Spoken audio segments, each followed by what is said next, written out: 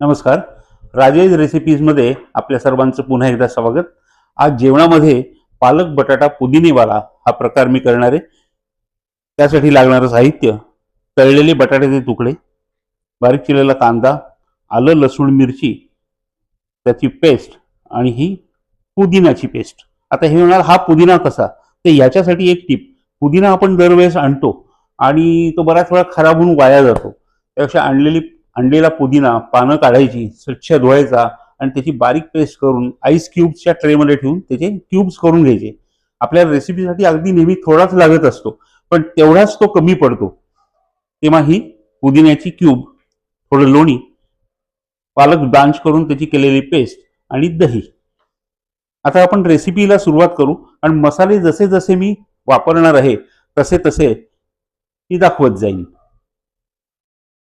तर आपण रेसिपीला आता सुरुवात करणार आहोत.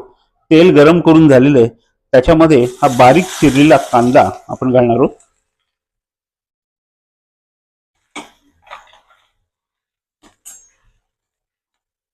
गॅस मोठा ठेवायचा आहे. कांदा लवकर फ्राय व्हावा म्हणून थोडस त्यामध्ये मीठ घालायचंय आणि घातलेले मीठ किती आहे तेही लक्षात ठेवायचंय.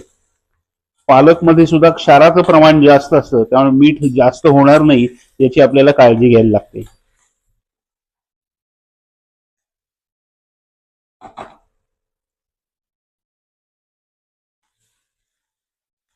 मीठ घातल्यामुळे कांदा पटकन फ्राय होतो आणि त्याचा कच्चेपणा आहे तोही लवकर जातो. कांद्याचा कच्चेपणा जर नीट गेला नाही तर भाजीची चव फार उग्र लागते.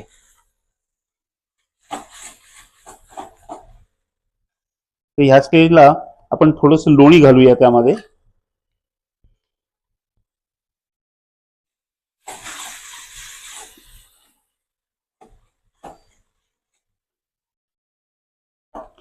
लोण्यामुळे भाजीला क्रीमीनेस खूप छान येतो. आलं लसूण मिरची पेस्ट, आलं लसूण मिरची कोथिंबीर पेस्ट, पुदिन्याची वडी,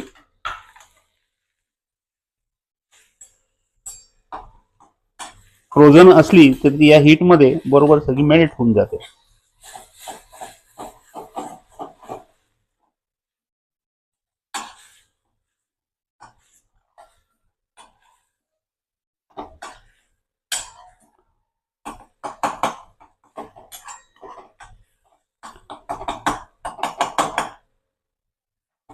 आलं लसणाचा कच्चेपणा जाईपर्यंत हे थोडस परतून घ्यायचं आणि त्यामध्ये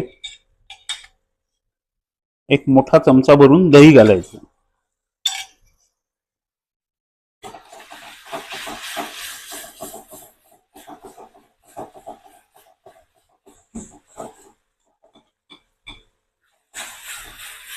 या भाज्या हाय फ्लेमवरच केल्या जातात.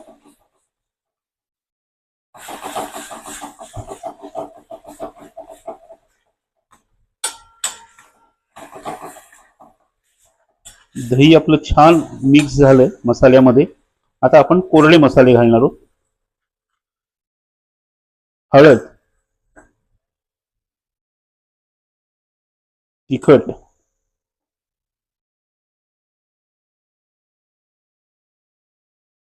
धनेपूड,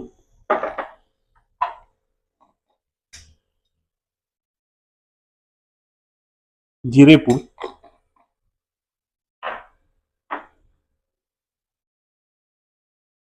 थोडासा गरम मसाला. फार तिखट करायची नाहीये ही भाजी आपल्याला. हे सगळं नीट मिक्स करायचं.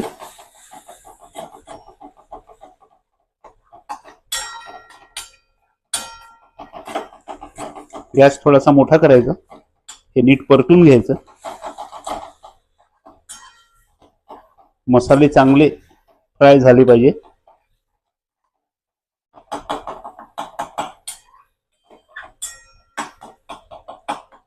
मसाल्यांना तेल छान सुटलेलं आहे. पालकची प्युरी आपण केली होती ती घालायची.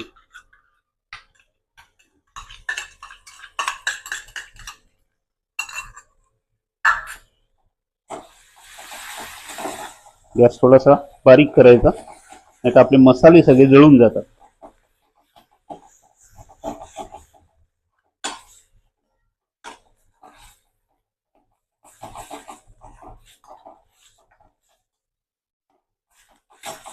त्या भाजीला थोडंसं क्रीमी टेक्स्चर यावं म्हणून थोडंसं दूध घालायचं. फ्रेश क्रीम घालतात पण दूध घातलं तरी चालतं, जे आपल्याकडे अवेलेबल असेल ते घालायचं. त्याच्यासाठी फार धावपळ करत बसायचं नाही. दुधामुळे त्याला रंगही छान येतो.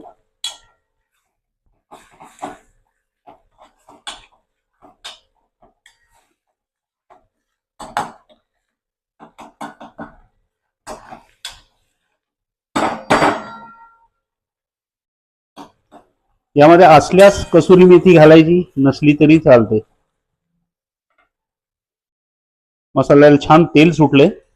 आता तळलेले बटाटे आपण यामध्ये घालूया.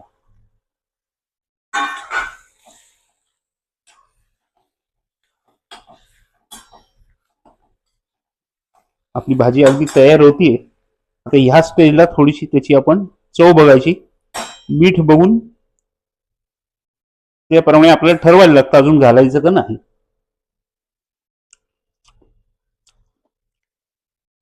मीठ अगदी बरोबर आहे, कारण पालकामध्ये एक क्षाराचं प्रमाण असतं आणि मसाला कांदा फ्राय करताना आपण जे मीठ घातले ते परफेक्ट झालंय अगदी. तर अशी ही भाजी आपली आता तयार झालेली आहे. ती आपण सर्व करायला घेऊ.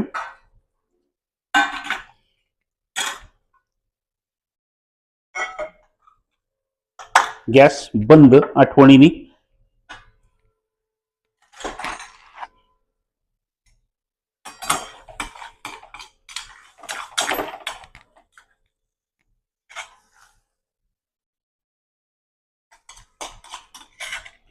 आलू पालक पुदिनेवाला तयार आहे.